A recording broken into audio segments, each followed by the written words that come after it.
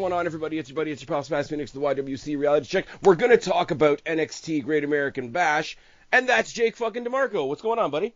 What's going on, my friend? I mean, talk about just a very interesting temperature in the wrestling world right now. I mean, people are just excited and pretty much for some of the best stuff possible. I mean, there is just a lot of really good wrestling right now.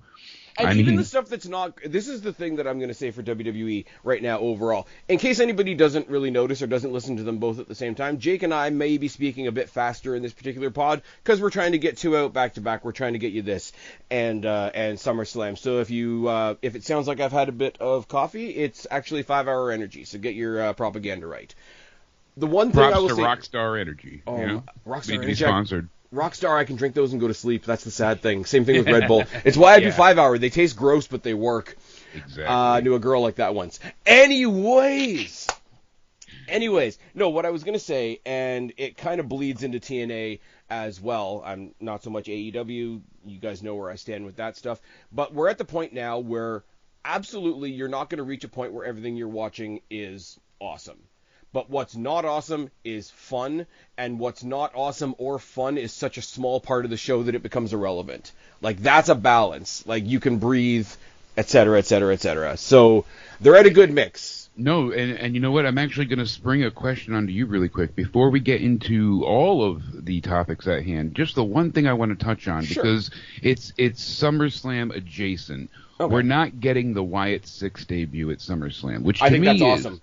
I at first was like, it makes logical sense. I know what they're going for to really boost Raw, and they need that huge draw because not only are they on Sci-Fi, but it's also the follow-up to SummerSlam. They want people to tune in, so that itself is a huge draw. People are really interested in this Wyatt 6 dynamic, and I've thoroughly enjoyed what they've done so far. Bray has had so many slow burns, and this resurgence of him really going ahead and being able to live beyond the grave is just something really, really interesting and not really something we've seen done before. I mean, we've said a bunch of times that if WWE wasn't giving us so much else to talk about, we could dedicate a pod to what they've done with the Wyatt Six.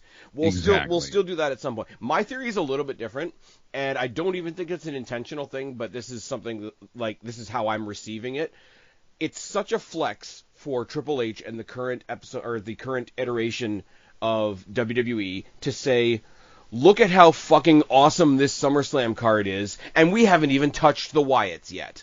Exactly. I think that's awesome. Like, do everything you want to do, and leave something else. Because, we will get into the card size conversation when we get to SummerSlam, because we've kind of got to do a little bit of a half and half thing here. Because night one of the Great American Bash has already happened.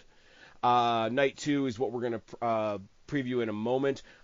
I will say, with the 2-week, and the same thing goes for AEW as goes for NXT, when they do these special episodes and it's over the course of 2 weeks, the second week feels like the proper elevated show. The first week always feels like a little bit of the elevated episode and a little bit of the go-home show to the elevated episode, because they had to do some stuff on this week's show and build some stuff for next week's show, whereas next week's show is more focused on just existing as itself. Yeah. So there was a lot of disposable on this because it was billed for next week. But I will say, nothing spectacular, but everything on this show a little bit better than I was expecting. Absolutely. And you know what? I was almost intrigued in a way how they handled the booking. I mean, they really... I cannot overstate how them pushing Roxanne Perez and the women's championship on the level of the males championship. I mean, the women that is are the benefit of doing elevated. a 2-night show. For yeah, sure. Certainly, and it's not the DEI version of the guys get one and the women get one. It's they've earned it. The women have earned that spot. The work rate, the dedication, the character work, all of it is top notch. And I'm telling you, Thea Hale is awesome. She is so really good, yeah. There's so many people in NXT right now that I am enamored by, and it always is bittersweet because you're like, I don't want you to leave NXT, but it's finally we're at a place where the main roster... You don't have to be scared of it though, the way we used to. Yes, that's you right out of my mouth. You got those words off the tip of my tongue, and I'm telling you, baby, we're ready to go into SummerSlam and NXT Night 2, of the Great American Bash. They've been giving us just steadily great content, and they were on Sci-Fi, and they still got almost 500,000 viewers. I mean, I will say, if I want to be skeptical, it's probably why they decided to do 2 elevated episodes to keep the focus on Sci-Fi. But that's a good promotional thing. Last year, Great American Bash was a proper pay-per-view. Yes, but never had a chance to talk to you about this. As a proper pay-per-view instead, we're getting fucking Halloween Havoc. I could Bad Blood into Halloween Havoc. Well, I know Bad main Blood roster too, NXT, but like Halloween Havoc specifically. I'm so excited, and for it to be an actual PLE, we're getting the full. My thing is I'm glad. Like, it's one of those things where it's up my street. Obviously, I like the Abaddon, the Tatum Paxley, the Nikki Cross. Like, I like those kinds of characters anyway. Shotzi Blackheart is an obvious example, but it's one of those things where like, if we're gonna steal stuff from WCW, we're gonna steal Starrcade, and we're gonna steal the World Heavyweight Championship. I'm like, give me Halloween Havoc. Halloween Havoc was pretty cool. Big old inflatable Gremlin Jones there. It's fine. Exactly. And you know what? We kind of got some good stuff, especially during the pandemic as well. I mean, I will forever look fondly on Damian Priest taking on Johnny Gargano. Oh yeah. That NXT North American title match. The finish on the grave, and the way those things stay with you. Mm-hmm. And that's the point. Like, I can't, and I'm always, it sounds like I'm bashing on AEW, and I'm not, because the roles switched about a year ago, maybe 2, that around the time when Brawl Out happened is when AEW started to stalter badly. Well, they lost their draw. So. Yeah, and the stumble happened, and then from there they had their optics affected, basically, and that was a big issue. There's a funny thing, though, right? Because, like, there is a slight difference in show identity between Raw and SmackDown, and it's not that big of a difference. NXT does have its own identity, so when somebody's coming over into the WWE system, the WWE family, I know people hate that expression, but there is enough of a difference where you could say, you know what, that would work in NXT, that would work on the main roster, vice versa, whatever the case may be. When they brought in Halloween Havoc, NXT was the place to put it. It's like, I put it out there the other day because the 2 big tag teams that are supposedly coming to WWE soon are Motor City Machine Guns and potentially the Lucha Brothers. And I stirred up a little bit of a controversy on somebody else's channel when I said, okay, if we get the Lucha Brothers, that's awesome. Throw Phoenix on SmackDown, throw Penta in NXT. Because they could do some really weird, creative shit with Penta in NXT. Yeah. I think that would be a lot of, like, especially when you get to the, Penta Dark, Penta Oscuro. Yeah. Like, do some more goth shit, because people bitch about it less when it happens on NXT. Ceramiento Super Dark. Yeah, you gotta get, like, the upgraded Ultimate Evolution of Penta. I mean, like, Lucha Brothers versus the Rascals, for example. Just off the top of my head. That is one thing I will actively complain about WWE right now. I feel like they have failed the tag division currently.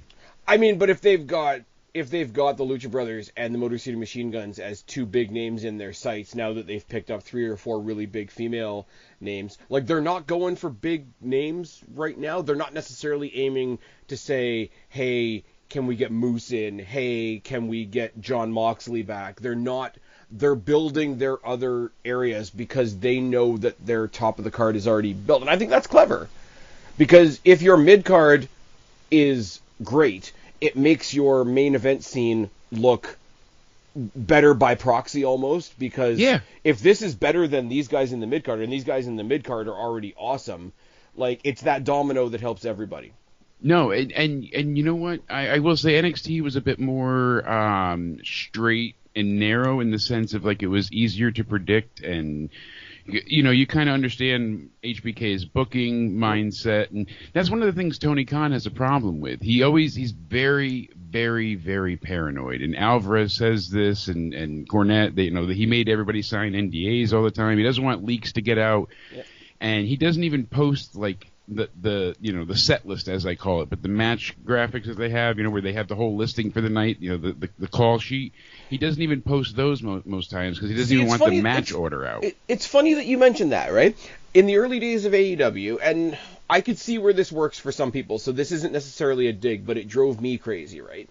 They used to get praised because at the end of Dynamite, right before the main event, you'd have what's his name on commentary, Excalibur, giving himself an aneurysm, telling you absolutely everything that's going to happen next week.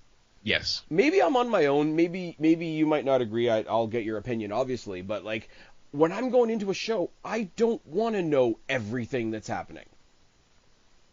I agree entirely. Give me maybe half the card.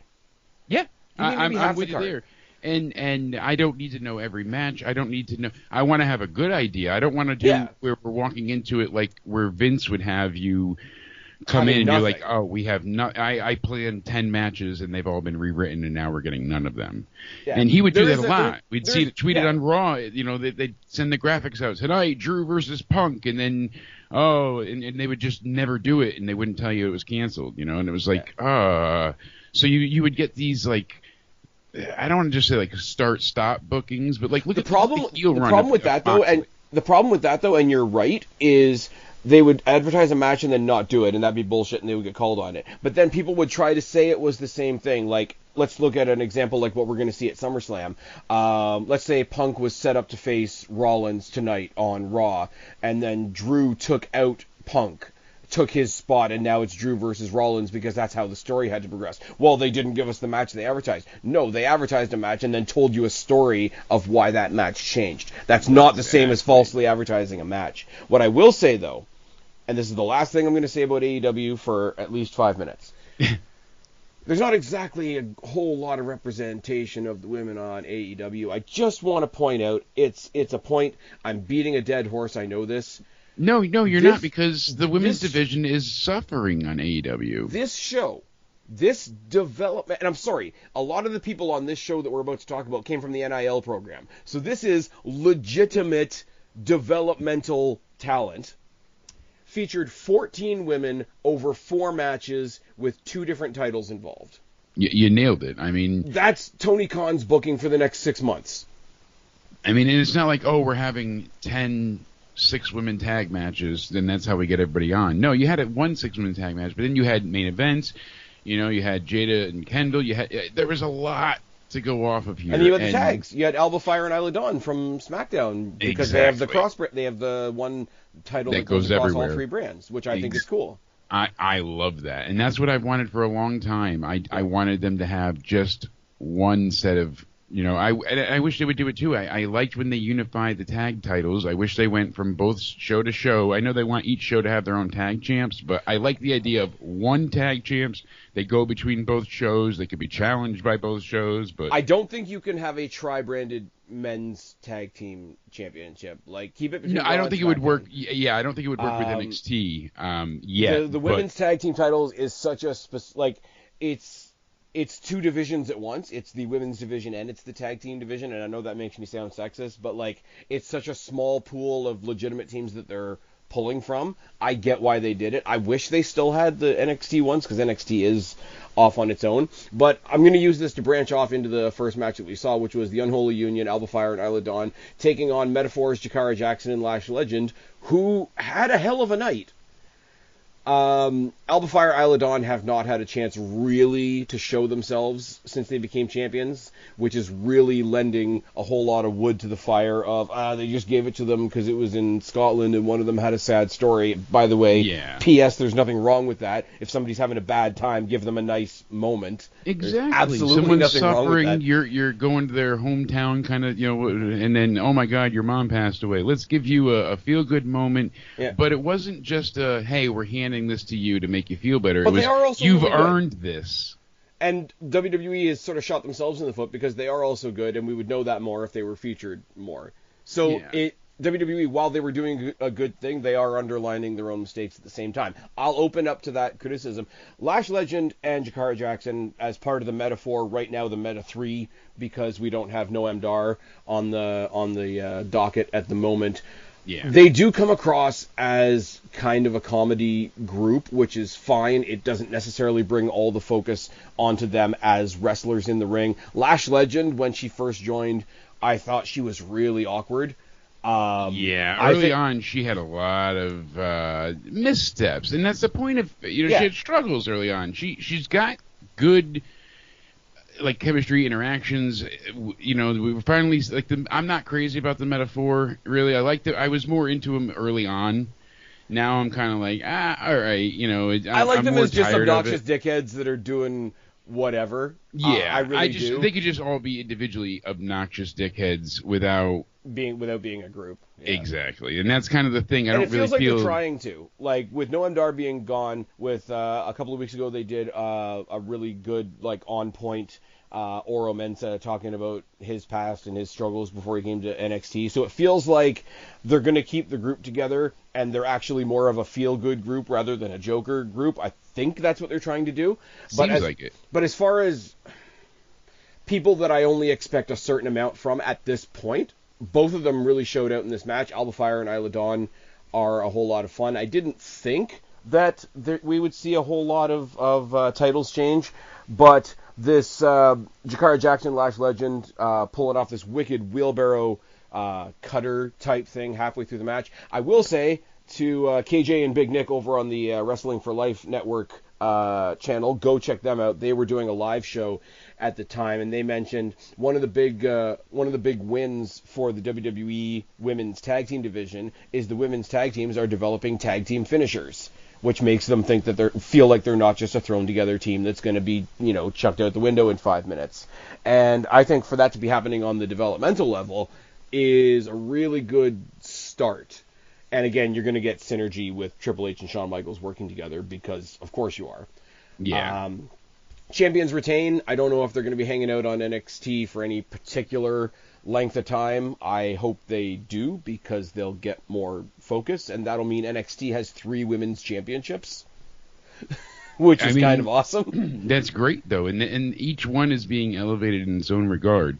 And again, I'm not here to crap on AEW. I'm not here to shit in Tony's bread, basket and call it a roll. But I got to bring some butter for Shane McMahon. Yeah, and I know we'll touch on that briefly too at some point. But it's like you had the unholy union here, and you know what? Shame on me for not realizing that Courtney Stewart was Isla Dawn at first. Like, I had watched some of her matches previous to when she got into NXT. Not a ton, but when she was doing things with what the hell is it? I think it was like Pro Wrestling Eve, maybe somewhere. Yeah, I was introduced to her in NXT UK because in its beginning days I was watching it quite a bit, and then it kind of fell off, unfortunately for them.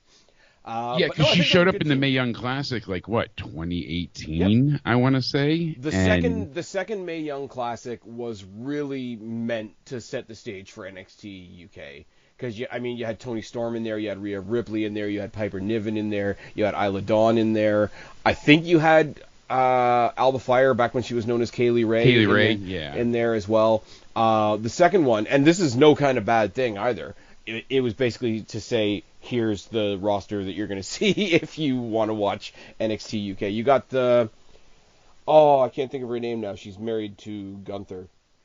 Ginny. Yep.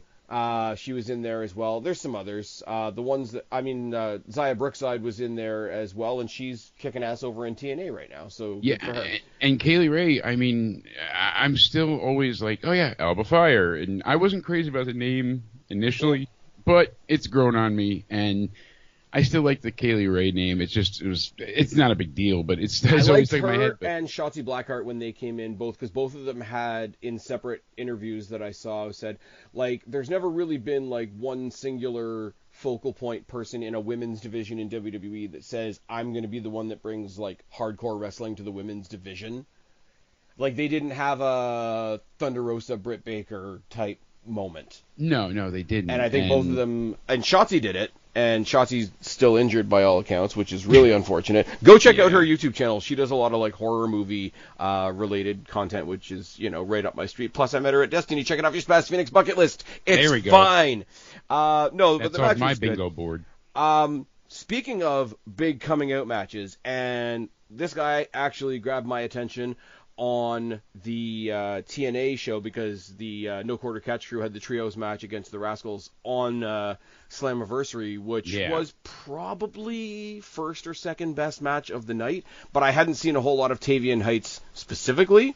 I'm sorry, the Rascals have just been killing it. Of course they have. Everything, the three of them together since they've reunited, it's such a feel-good thing, man. Not only is it just feel-good, because no, but it's such a feel-good. I wasn't saying it's just. No, not just. But I'm saying like it's usually like that's what you get. You get that warm embrace, that goosebump moment. You're like, oh, this is great. These guys really.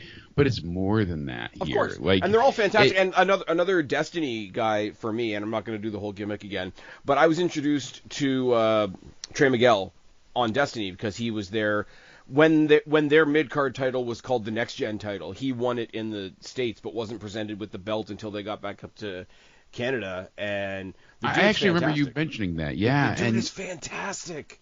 And here's the thing, too. Like I said, MSK getting a tag title shot, and I like the evolution and the uncancellation of MSK in the Rascals. And letting them kind of. Well, he was the only one that was. He was the only one that was canceled. Like, he got fucked. Let's just say it how it is. Outright, yeah. He got fucked outright, went back to TNA. Gladly, he was able to reunite with Trey Miguel, and they've had a hell of a run over there. It did give the opportunity for Wes Lee to show that he can kick ass as a singles guy. Yeah. But the reason I bring that match up from Slammiversary is that was the first time I'd seen Tavion Heights from the No Quarter Catch crew in any prolonged... Because he's been in Charlie Dempsey's corner for the most part, or they've been in like tag matches where he's been used sparingly and whatever. Tavion Heights versus Tony D'Angelo. Tony D'Angelo, who gets painted with the brush of, he's not really a wrestler, he's just a character, which is bullshit. And Tavion Heights, it finally came to me when I was watching Tavion Heights. Watching Tavion Heights in a solo match is like watching Chad Gable with size. Yeah, no, I get that. And it was one of those, it's a very interesting way, because it's kind of like the Pure Rules title, when you throw somebody in a match with completely different rules and see how they adapt and all that kind of thing. I like the Heritage Cup stuff. I don't think it hurts anything. Putting it on somebody like Tony D, who's always got a story going on. But Tavion... he's been very, like, in the blood of NXT. We've seen D'Angelo really push the brand and be loyal, and him getting this... bit more of a story, and the fact that he calls it the Italian came back so quickly to the win, it was like, all right, cool, it was the fact that he has renamed it the Italian American Heritage Cup. Yes, and you know what? And he's a character that can do that.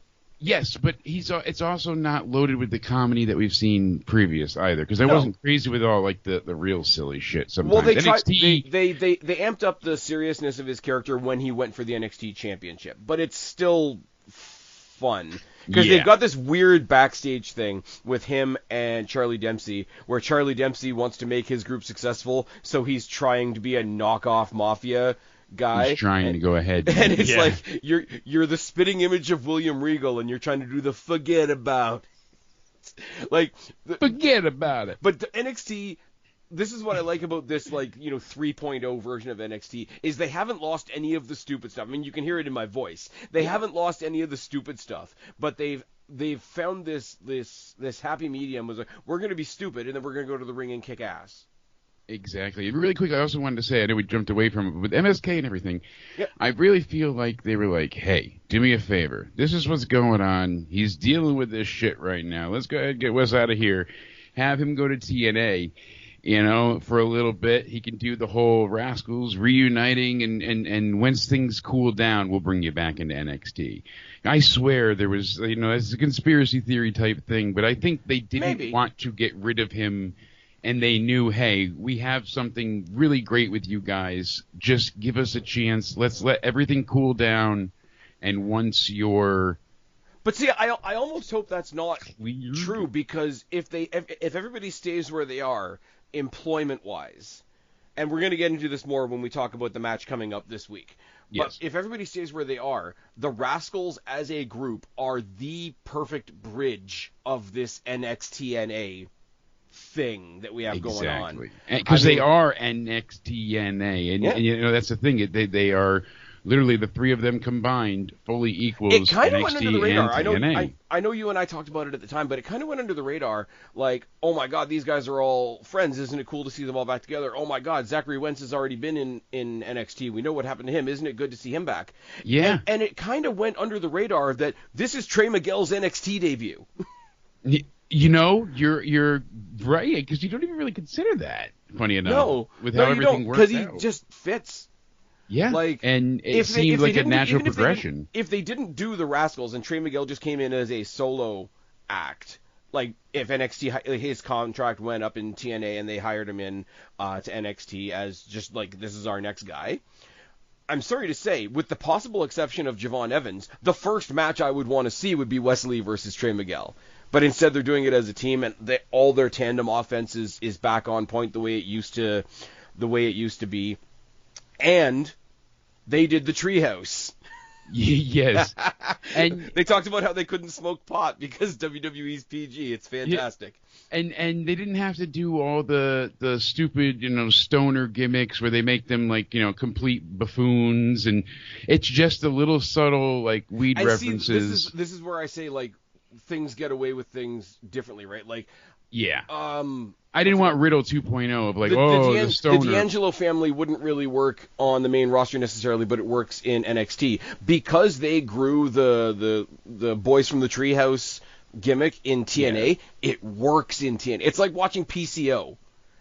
Like PCO showing up at the Royal Rumble would make my fucking life. And you know what the funny thing is? Like, I get it, but I just was never into PCO. I'm not into them. Like, this is the thing. Like, there's things that they do on TNA that wouldn't work anywhere else. No. But that's why if they showed up for a night, I would mark out. And that's why TNA is working, I feel like, right now, because they're not trying to be, as they were before, they were trying to be Raw. They were trying to be, well, that was a lot WWE. Of Bischoff and Hogan and a lot of the elements certainly, that they brought. Yeah. But once they got through the global farce bullshit, and they got away by that point. Yeah. It was like, all right, you guys have really screwed the pooch on this, so what can we do to start to rehab the image? And TNA was like, hey, you know what? We're going to start doing some unorthodox stuff. Before the pandemic, too, they're like, hey, we're gonna really delve into some crazy character work. We're going to get Broken Matt Hardy. They had a whole lot of, like, really, like, legitimately innovative stuff. Like, not everybody liked it, but the King of the Mountain match, if it wasn't for the King of the Mountain match, we wouldn't have the Iron Survivor now. No, we wouldn't, and that's a great point.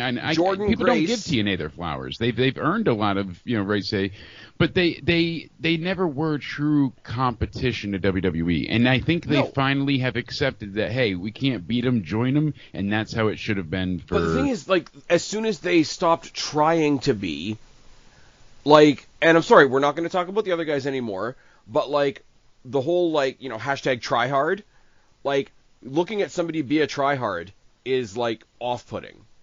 Yeah. And as soon as they didn't, but I do think the one thing that's floating around social media right now that I would love to see, I don't know how true it is Jordan Grace is teasing an Ultimate X match at WrestleMania. That would be incredible. Unreal. That's next an level. Ultimate X match in a stadium. Whew. And especially the women's Ultimate X match, you know what I mean? Like, you're really gonna, and that's the thing. A lot of people are like, oh, women's wrestling, and like Cornette didn't get it, and but I understand his perspective as well, because there's a lot of times where it's like, oh, the guys get a rumble, so the girls get the rumble, and it's like instead of coming up with something special for their own, and I feel like NXT is starting to kind of do those things where they're like, hey. But it's the opposite, I think. I do, like, I'm really glad I don't listen to Cornette a lot, because I hear the funny stuff and the rest of it kind of goes under the radar. Yeah. It's not about, like, all of a sudden, let's give it to the, and I'm going to sound like such a fucking whatever right now, but it's not like, okay, we have to do this for the girls, we have to do this for the girls. Like, here's a gimmick that exists. Why haven't we ever done it? Yeah. Like, that's the way I look at it now. Does it get into a situation where it's a double up? Is it my argument for why I think the Royal Rumble is the next pay-per-view that should be a 2-night event? Yes. There's obviously fatigue with all gimmicks, right? Yes. But if you tell me that, we're getting a couple X Division guys on night 1 of WrestleMania and they're going to do an Ultimate X, and then the ladies are going to do one on night 2, I'm not going to complain, man. They never should have taken Money in the Bank off of WrestleMania. If I get if I get some Ultimate X shit, if I get some cross-branded Ultimate X shit at WrestleMania, do 5 of them. I don't care. I have a very quick tangent question for you. Sure. But how would you feel if they went ahead and had basically split things? So instead of doing both Rumbles in one night, SummerSlam you get the Women's Rumble, and then they alternate. I don't know. Like I get, part of me is like that'd be good to try it, but another part of me is like the Rumble should stay with the Rumble, and I get the idea. Like you said though, the problem partially of the time is that the fatigue. There's nothing that's definitively separating those two matches. Here's the point. I'm going to say no, but I'm going to say no with a caveat. Okay. I would have said yes 2 or 3 years ago. Now that they've set up the King and Queen of the Ring as your number 1 title get thing for SummerSlam, now that that's in place and we have the King and Queen of the Ring back, I'll say no. What I'm going to say right now is do night 1 is the guys' rumble and a female undercard. Do night 2 as the women's rumble and a guys' undercard going forward. If you had asked me that same question 2-3 years ago, I would have said, yeah, do 1 rumble to set up WrestleMania, 1 rumble to set up SummerSlam. It's only because they're doing this resurgence of the King and Queen of the Ring and putting that title stipulation on it that I now say no. Yeah, had they not had hey, let's go ahead and let Tony copy our homework all in number 1 contendership, in a tournament that followed, WWE's tournament. And that's the thing. I am, like I said, I don't know what the answer is. And I certainly, I'm not getting paid the big bucks to figure it out either. But my speculatory nature that I like to, have little I don't quite know what the answer would be, but if they could find a way to differentiate the matches between, hey, it's just the girls are doing it and the guys are doing it, like if, you know what I mean? Like if there was just small variations, things that really kind of separate it. And that's why I like what NXT is doing at times, because they're kind of falling away from the typical wayside of traps that we would get with the precarious downfall of booking. So you would only have one person focused on. They would only focus on the champion and maybe the number 1 contender, but it was never like a foregone conclusion that anyone besides the champ was going to be your mainstay on TV. Now it's not. They're not just pushing, the main two. Like I said, you're getting the NXT women's, mid-card title, and it's like, oh, that's really cool. Now we've got, and it just keeps developing and keeps expanding. So I wish they can kind of differentiate things a little bit more. But overall, I like that NXT is at least, hey, we've got mid-card, we've got tag team, we've got, like you said, we got women's matches up and down this card. And hey, if you're not crazy about the women's division, the next week might be more up your alley. Yep. But there's something for everybody right now with wrestling. And there's still another women's title match that we're going to talk about in a minute on next week's show anyway. Exactly. I'm going to run down really quickly some of the other results because they're a little less consequential, saying that in the most respectful way possible. Cedric Alexander is back on NXT. He beat Brooks Jensen. There's a whole Shawn Spears angle going on there. Yeah. Jada Parker beat Kendall Gray. I kind of like Carly Bright, the other one that's with Kendall Gray, a little bit more because she's WWE NXT's new happy, shiny, bright, hyper person after Thea Hale. This is their new toy. Yeah. Well, no, it's their new Thea Hale now that Thea Hale has matured and is in the title picture. And I think somebody else picking up that mantle at just that right time is kind of cool. But Kendall Gray is kind of like her sidekick, and it was her match this week. Plus, they're pushing Jada Parker, so the match was not really in any debate. No, but it was also, like you said, that one was more of a foregone conclusion. Like, what you're going to get out of it. This is what I say when I say, like, this is the part that felt like a regular episode where there's just kind of some results you can roll through. But it did roll right into the big showcase match that we got right after that. Characters galore. Jasmine Nix, JC Jane, Fallon Henley taking on Carmen Petrovic, Lola Vice, and Sol Ruca. I'm still saying the two unsung heroes of this division are Fallon Henley and Sol Ruca. What do you think? Sol Ruca especially, Fallon Henley. There's so many women that are in NXT right now that I'm just like, not that I want them to leave NXT. You know, I like what's going on in NXT, but I always think to the future and what's next. And I'm like, it's just getting better and better. This women's division is just so accelerated right now. When Tiffy Time first came out and Tiffany Stratton, and I'm like, and Daddy, and I'm like, you know what? There's something about her that isn't the prototypical Barbie. Like there's more. There's to her something about somebody coming being... in. I'm sorry to cut you off. Go. There is something about somebody that comes in and does the Barbie doll gimmick because WWE got accused for so long of they don't hire real wrestlers, they just hire like Barbie dolls. There's somebody specifically. There's something specifically about somebody coming out and doing the Barbie doll gimmick so well, and then going into that ring and being a kick-ass wrestler and getting herself over in every place they've been all over the world. That's like, first of all, we hire more than Barbie dolls. Second of all, the Barbie dolls are awesome too. Go eat a dick. Exactly, and the Barbie dolls are being developed. They're not just eye candy. They're not just, there's... As I said, it's not a resurgence anymore. It's a goddamn revolution. And I've always enjoyed women's wrestling. Like I even as a teenager, like, oh yeah, of course I want to see Trish and Lita in a bra and panties match. But I was more like, oh, they're gonna main event Raw. I'm gonna, that. And I was like, yes, I've always been enamored captivated by women's wrestling. This is why, like you talked about the Royal Rumble earlier, right? This is why I've got 10 times more patience for like quote unquote legends popping up in the women's Royal Rumble than the men's, because Diesel comes and shows up at the Rumble, cool. Kamala leaves the White House and comes back to the Royal Rumble. I'm an asshole. It's fine. It's fine. That got me. I popped myself. Fuck me. Oh, boy. That's a fire that I'm not touching today. But no, like it's all cool to get the nostalgia thing, right? But like if you get somebody, and I with no disrespect to my hometown girl Trish, right? I give this credit solely to people like Molly Holly, people like Victoria, people like Lita specifically, who were trying to be wrestlers in a diva era that never got a chance to. Yeah, they're coming out to the Rumble now because they couldn't then. I've got 10 times, and it's not that we don't have the women's roster now, but I've got 10 times more patience for that in the women's Rumble specifically, because I think it's righting a wrong that's like 30 years old.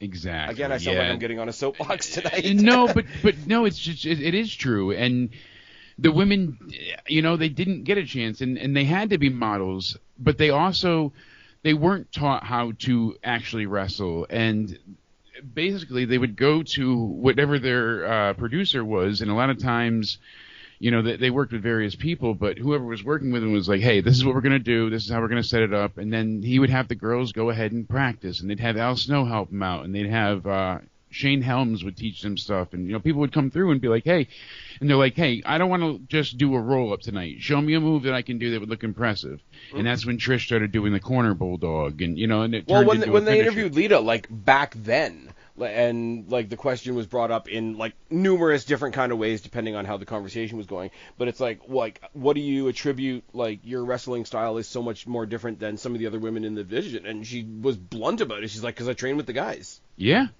And I that was one of the things I was always very supportive of Candice LeRae for, because she would do these, and with Joey Ryan and others, she would do these matches that were can't mention Joey Ryan. Yeah, never canceled. And everybody's canceled. Well, he was a legitimate piece of shit. Yeah, no. But he's one of the ones that, and I'm not into cancel culture, but he's one of the ones that. I'm just saying it's unfortunate. Like he gets canceled, but it also takes a big bite out of the career of anybody that he worked with. Like exactly, obviously, the Benoit effect.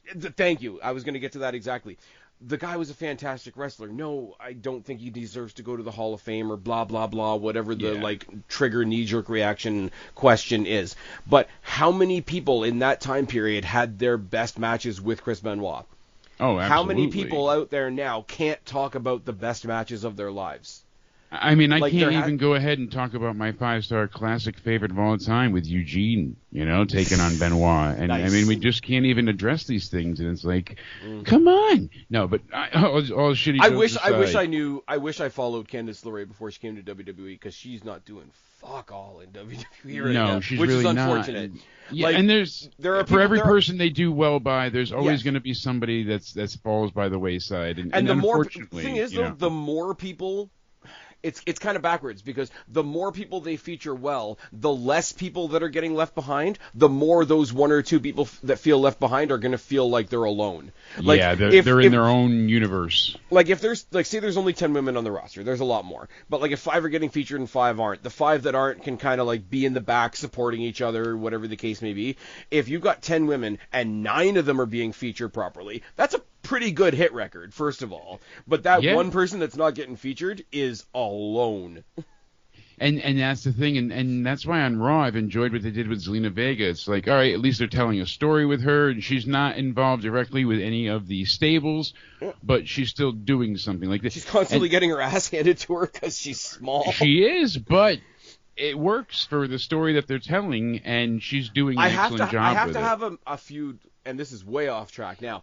I have to have a feud with her and Alexa Bliss when Alexa Bliss comes back, just so that I can go one match without commentary telling me how small Zelina Vega is. Yeah, the negative 5 negative Fury. Point now. They're really like making her feel diminished. But like we said, the women's division in NXT is extremely strong, represented by the main event.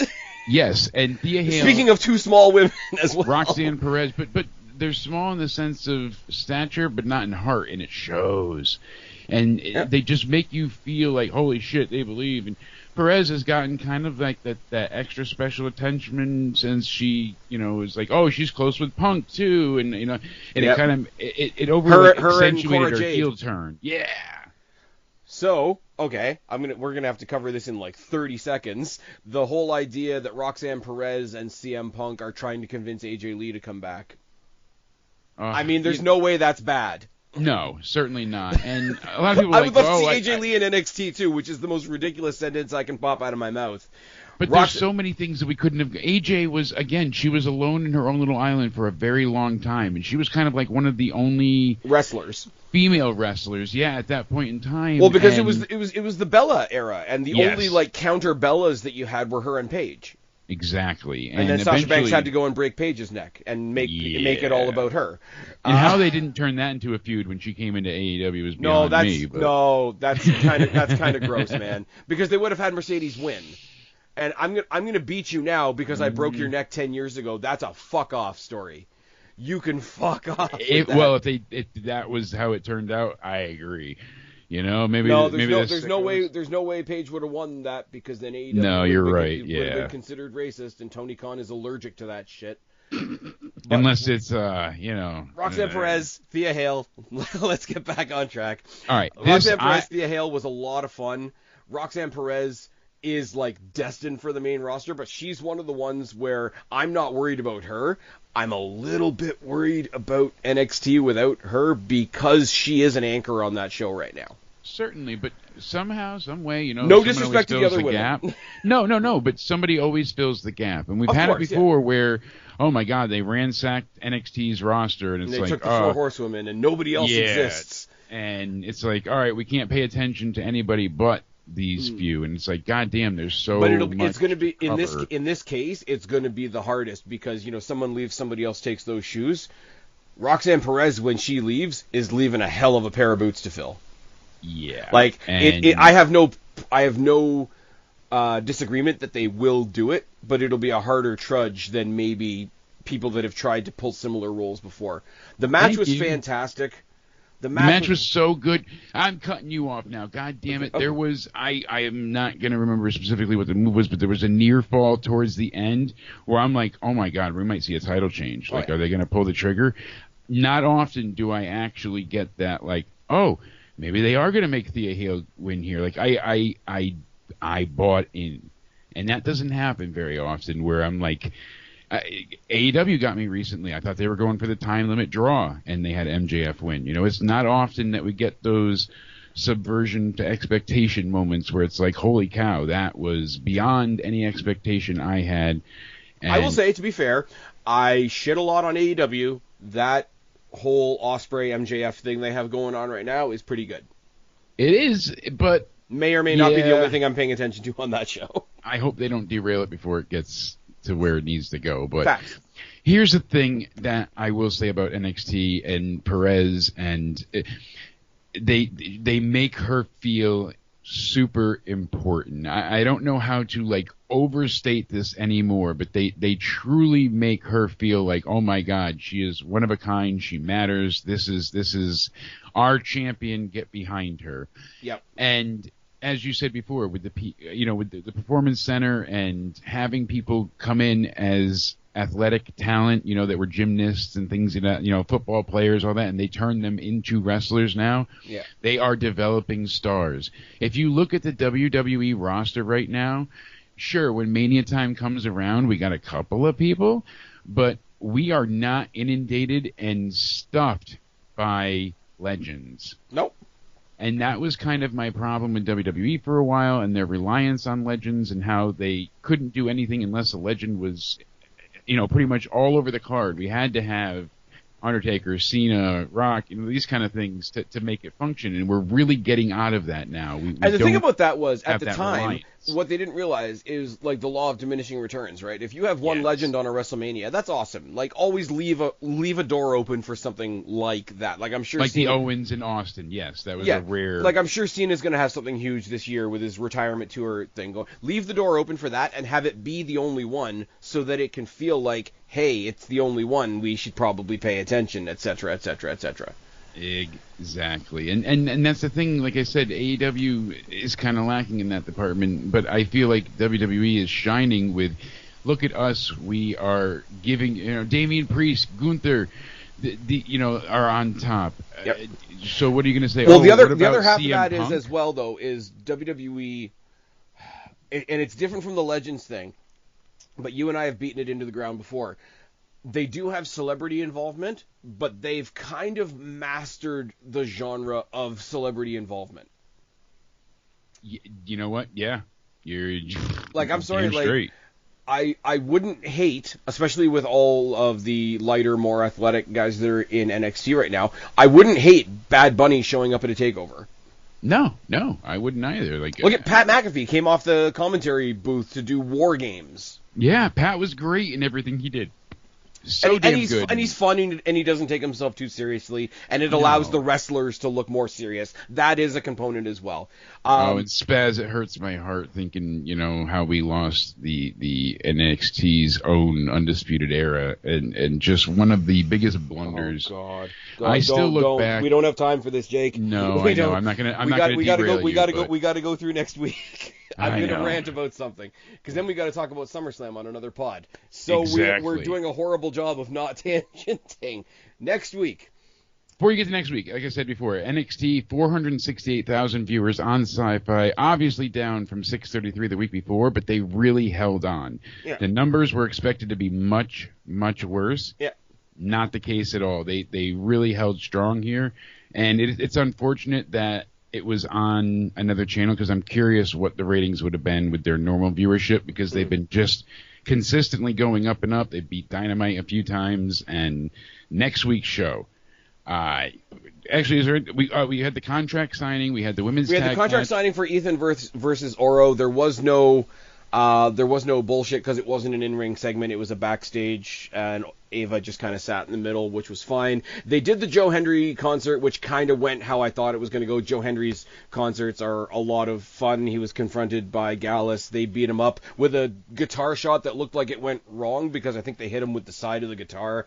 Joe Hendry versus Joe Coffey is going to happen this week. And other than that, I don't think there's anything else we're missing, because I'm purely cheating going off of the Wikipedia page. So, I'm going to genuinely... I'm looking forward to Ethan Page, Oro Mensah. I did not expect Mensah to be like the reincarnated 1-2-3 kid, but the bookings worked. I agree with what like Powell and people said. This would not be a PLE level match.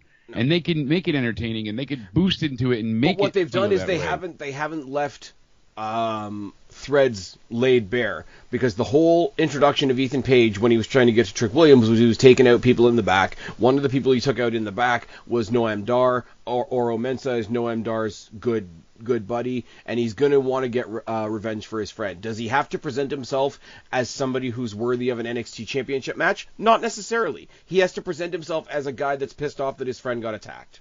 Yes. And I think that's perfect, because it's going to set up for whatever is actually going to happen here.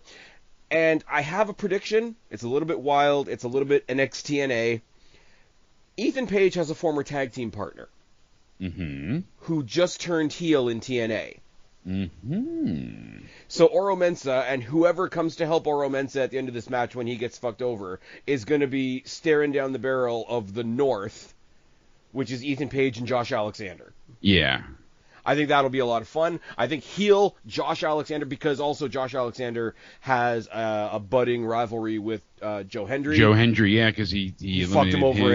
And Joe Hendry is heavily... He's basically being treated like he has a dual contract. He is a resident at the WWE Performance Center.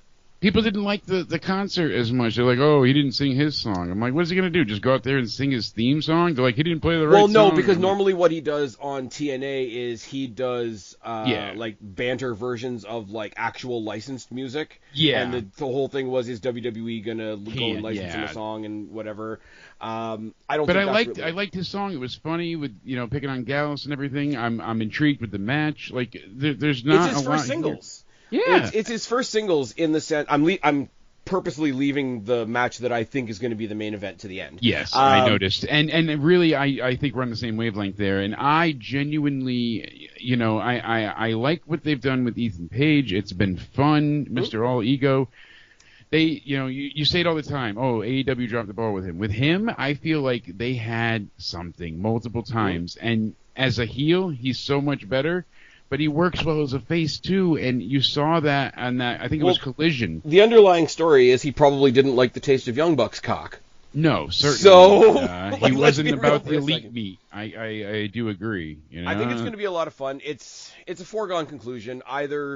Either Trick Williams is going to come back and try to get Ethan Page, or somebody else is going to step up. Javon Evans has unfinished stuff with Ethan Page. I do think at some point, maybe not this week, but at some point you will reunite Ethan Page and Josh Alexander, just because I want to see Josh Alexander in NXT. Josh Alexander became the Destiny champion shortly after I started going to Destiny shows, beating Pete Dunne. Yeah, that's right. Pete Dunne has a match with Trick Williams. See, I brought it all the way around. Check it out for Spaz bucket list. It's fine. That was goddamn impressive. Pete Dunne and Trick Williams is a weird. That was a full circle. Pete Dunne and Trick Williams is a weird match, because Pete Dunne is doing a Mia Yim kind of thing, where Mia Yim is fully featured on SmackDown, fully featured on NXT. Pete Dunne is fully featured on Raw, fully featured on NXT. He's turned heel on both shows. He's turned heel on Trick Williams kind of out of nowhere to match up with him turning heel on Sheamus on Raw, because apparently him and Sheamus are going to have a no-holds-barred match in Berlin, although that hasn't been confirmed.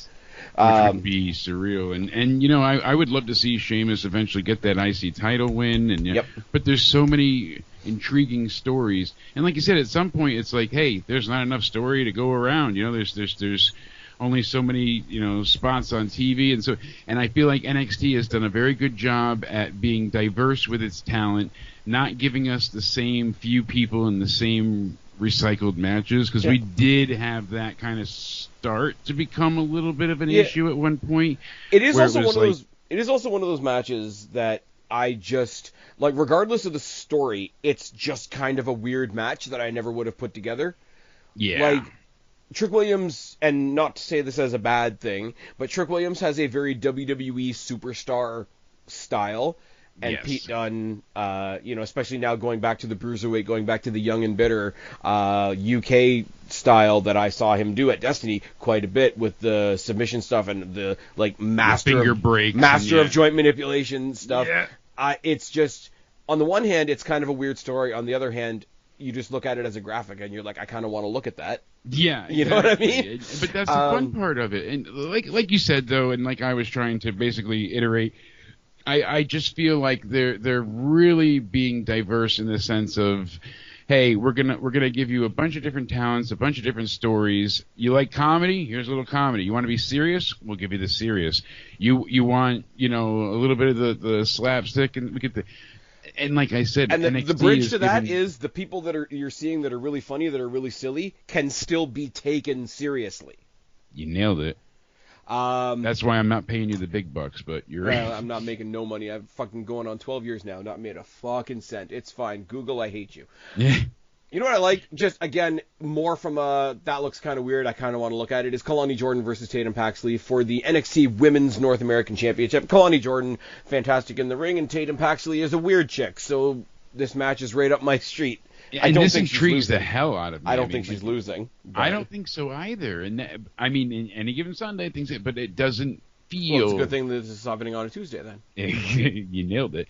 I am just genuinely excited. That's the thing, and we don't kind of get that all too often nowadays. Where you might like something, but to get like really excited, I'm excited for night 2 of the Bash. Yeah. I am looking forward to pretty much everything that they've given us has just been good. Everything I look at right now is a potential crossover for me right now, which is probably not good because I probably should be focusing on NXT talent a bit more. But I look at that and I'm like, okay, it's Kalani Jordan taking on Tatum Paxley. Tatum Paxley's a bit weird. You know who else is a bit weird who I would love to see pop up on NXT? Who's that? Rosemary. Ooh, and that's the thing. They have people now with this relationship. They've not even really touched the surface of what's possible. And I mean, obviously people are like, oh, what about Moose and this? What about? There's a lot of undercard stuff. Yes. Yeah. Thank you. Yes. And it used to be where, oh no, you're getting sent to NXT. This is a disaster. It means you're a failure, and you're not. You need to, get better, lose weight, hone in on your skills, whatever the. They definitely sent Becky Lynch back to NXT because she needed to learn how to do a wrist lock and find the hard camera. Exactly. But you nailed it there. I kind of feel like people on the main roster that aren't doing much are probably knocking down Triple H's door. It's like, okay, cool. Can I go hang out with HBK and the boys for a bit? But that was literally proven, what you just said, by the OC, Mia Yim, all the guys are like, hey, we're not doing jack diddly squat. Ashante and Cedric just went back down, and they're like Cedric Alexander. I always want to call him Cedric the Entertainer, which is really bad. Yeah, I'm probably somethingist, but like his first match on his return to NXT was an exhibition against Trick Williams, who a hop, skip, and a jump ago was the NXT champion. Yes. So it's not like they're being relegated to the back of the bus. Bad choice of words. Bad choice of words. I legitimately apologize for that one. That was not intentional. That's the line of the night. I'm a huge Cedric fan too, so I'm definitely an asshole. But you want to think about all the things that are possible. You want to think about all the things that are possible, right? How about one guy from NXT and one guy from TNA winning some NXT tag titles and taking them back to TNA? Yeah. MSK representing the Rascals taking on Axiom and Nathan Frazier. Axiom and Nathan Frazier have been teasing all kinds of dissension over, of all things, their participation in WWE Speed. Yeah, no doubt about it. Which is a bit weird. I don't mind Axiom and Nathan Frazier breaking up because what brought them together as a tag team in the first place was a best of 7 between the two of them. That was fucking amazing. I would love to see more of that. Put that on a pay-per-view. Also, MSK... Funny thing, I actually missed most of that too, sadly. Yeah. So I wouldn't say this a whole lot because NXT week to week does become kind of disposable. I would say it's worth your time to go and check those matches out. Much like the Mustafa Ali versus Gabriel Fuerza match that I told you about. I'm going to tell everybody, go onto YouTube, go to the Destiny Wrestling YouTube channel. They just released it today. We're looking at August 1st right now if you're not listening to this on the night. Go to the Destiny Wrestling YouTube channel. You will see former X Division champion Mustafa Ali taking on one of my personal favorites, El Diablo Gabriel Fuerza. It's worth a look. Go check it out. MSK are taking these titles, in my opinion. It has to happen. It will be the headline. Yeah, and, that's going to be the feel-good, hey, guys, you never really lost the belts, and like everything went to shit. People won't want to talk about how much justice that actually is. But think about this, though, right? But it is. Think about WWE. Total vindication. Total. Think about WWE and momentum, right? We're going to get off this pod and start another pod talking about SummerSlam in a second. But we're going to have this kick-ass SummerSlam. Then we're going to roll into Raw and have the debut of the Wyatt Six. And then we're going to roll into Tuesday, night 2 of Great American Bash with new NXT Tag Team Champions. One of them isn't even from NXT. And then we roll into Wednesday, and Daniel Bryan's going to, retire and come back to WWE one more time. Right? He's going to steal Jeff Jarrett's guitar. He's going to say, "Ain't I great?" So I'm going to cut this off so that we can keep talking on the other podcast that we're also going to do right now. But if somebody's, for some reason, only listening to this one, tell them where to find you. Actually, before we do that, I'm giving you one last thing. Which match are you most looking forward to for night title 2? Match. All right, like I figured as 100%. much. I know you said it, but I can't state how excited I am for this because it is like, and not to be sappy, it is like, think about what this match means. Like, there's a lot of that. Like you're nailing it. The whole NXT conglomeration, the fact that let's not use the word conglomeration, but the whole working together of NXT and TNA is represented in MSK. The two specific members of MSK are the two guys that are from the two different shows, and if they win the tag titles, potentially go and defend the tag titles in TNA would be a lot of fun, because everybody said, well, they're not going to give one of their belts to a TNA guy. Like, it's going to shut a lot of people up. It's going to be really, it's going to be a huge headline thing. Obviously, a title changing is always big news. And put all that bullshit aside, look at the guys in the ring. There's no way that's not a fucking awesome match. Like it can't not be. They had all three of them versus these guys in Javon 2 weeks ago, and probably one of the best things I've seen on NXT this year. Yeah, and you went ahead before, you said something, and I just want to say one more time. You brought up the fact of Lash Legend when she started. She was like a baby gazelle, as green as they get. She did not have that connection to the fans. She didn't have her identity really properly portrayed, and she just didn't believe in the character or herself. It seemed like she just looked awkward and uncomfortable. And then we've watched her become something special, and you get this really cool, like, not only are you tall and athletic, but the moves are better conveyed and coming across. Things are clean, things are looking. It's just the fact that I like seeing progression, and it's like, not only are you graduating to Triple H's main roster, but there's that elevation of it, and I'm just happy to see the talent being able to not just progress, but show progression, show change, Jake, show what development. you're saying is absolutely crazy, Are you telling me that somebody actually developed in developmental? Development? What? Tell them where to find you. Countdown ended on Twitter. I think we're getting it back. And then on the Joe Cronin Show, and right here with the one and only Spaz Phoenix. And you guys know where to find me, or you wouldn't be here. I've been Spaz. This has been Super Sexy Jake DeMarco. This is night 2 of the NXT Great American Bash. Subscribe up there, talk down there, start a conversation. Keep all these conversations going. Don't be a stranger. I'll talk to each and every last one of you later. But for right now, me and Sexy Jake are tagging in. Bye, guys.